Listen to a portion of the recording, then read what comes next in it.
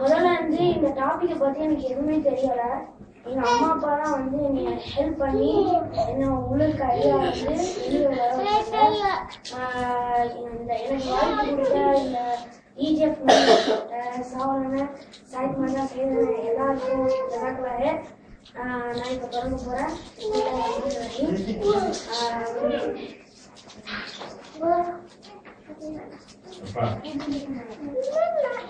வெளிநாட்டின் எனக்கு வாழ்க்கை.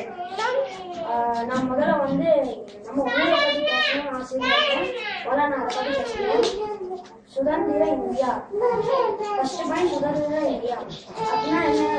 For example சொல்றேன். இப்போ நம்ம வந்து எங்கேயாச்சும் வெளியில போனோம்னா சைக்கிள் எடுத்துட்டு அப்படி போகலாம், அல்லது நம்ம வந்து சொந்தக்காரர்கிட்ட யாருக்கிட்ட கேட்டு நம்ம வந்து பைக்ல அப்படி போகலாம். ரொம்ப ஈஸி. பைக்ல வேணாம். தமிழ். இப்போ நம்ம அங்கே வந்து கஷ்டப்பட்டு முக்கிய இங்கிலீஷ்ல பேச வேணாம், நம்ம சாதாரண தமிழ் லாங்குவேஜ்லேயே பேசிடலாம்.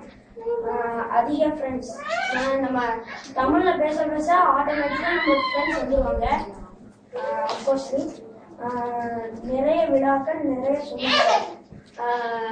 நம்ம நிறைய விழாக்கள். ஃபார் எக்ஸாம்பிள் கல்யாண வீடு, காது குத்துன விசேஷம், அதுக்கப்புறம் வேற என்ன வீடு, நிறைய பல விழாக்கள் இருக்கு. அதை நம்ம வந்து பிரியாணி அது இதுன்னு போட்டு சாப்பிடுவோம். மசாலா அது இல்ல. இப்ப நான் வெளிநாட்டை பத்தி பேச போறேன். கொஞ்சம் சுதந்திரம். கொஞ்சம் சுதந்திரம்னா அங்க மாதிரி இங்க சைக்கிள் எடுத்துக்க முடியாது. அம்மா அப்பா வந்து வெளியில பிளாக் சர்வீஸ் வந்து பிடிச்சிட்டு போயிடுவாங்கடா அப்படின்னு நினைப்பாங்க. அப்படியும் நம்ம வந்து எதிர்த்து போனாலும் அங்க வந்து டிராபிக்கா இருக்கும், காரு அது இதுன்னு வரும், மேபி ஆக்சிடென்டாகவும் செய்யலாம். நிறைய சாப்பாடு இங்க அப்கோர்ஸ் நிறைய பிஸா பர்கர் அது இது நம்ம சாப்பிடுவோம். கொஞ்சம் விளையாட்டு. இங்க வந்து வெளியில அப்படி சொல்றாங்க, எப்படி நம்ம வீட்டுக்குள்ள என்னத்த விளையாட, காலம் கை வச்சு இவ்வளோ இடத்துல நம்ம எப்படி விளையாட. சோ அதான் இதோட மீனிங். நிறைய தூக்கம். விளையாடவும் இல்லை, நிறைய சாப்பிட்டாச்சா. மறுவேளை என்னது? தூக்கம். கொஞ்சம் செய்தித்தாள் படிப்பு. ஊர்னா நிறைய வந்து தினமும் செய்தித்தாள், தினமலர் அது மாதிரிலாம் வரும். இங்க வந்து நியூஸ் பேப்பர் வந்தாலும் இங்க நியூஸ் பத்தி தான் வரும். ஆனா நம்ம படிக்கிறது இல்லை, அதனால எனக்கு ஜெனரல் நாலேஜே போயிடுச்சு. 6 மணி நிறைய கார்ட்டூன் டிவி பார்த்தேன்.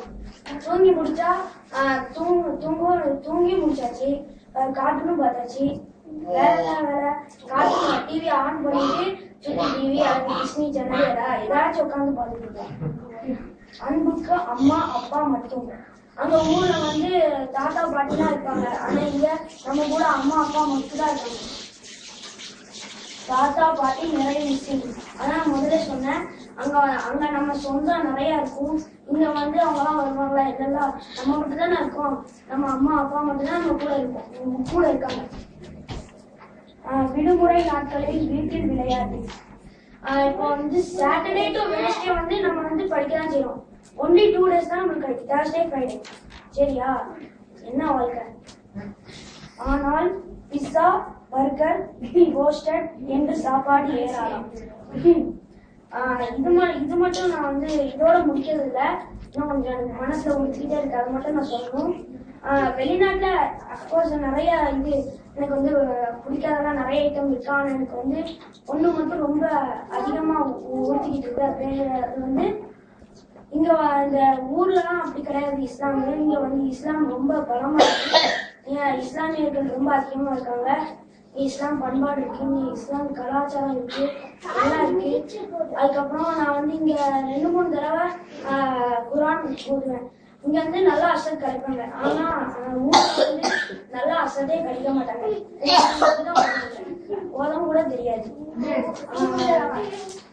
அதுக்கப்புறம் நான் வந்து இன்னொன்னு நான் சொல்லணும்னு நினைக்கிறேன். வருஷத்துக்கு ஒருக்கா நான் வந்து இங்க வந்து மக்காவுக்கு போய் உம்ரா பண்ணிடுவேன், நன்மைகளும் சம்பாதிச்சிடுவேன். ஆனா ஊர்ல மக்கா மதீனா இருக்குல்ல, இல்லல்ல மக்கா மதீனா இல்லல்ல, நான் அங்க வந்து உம்ரா செய்ய வாய்ப்பு இருக்காது. இதோட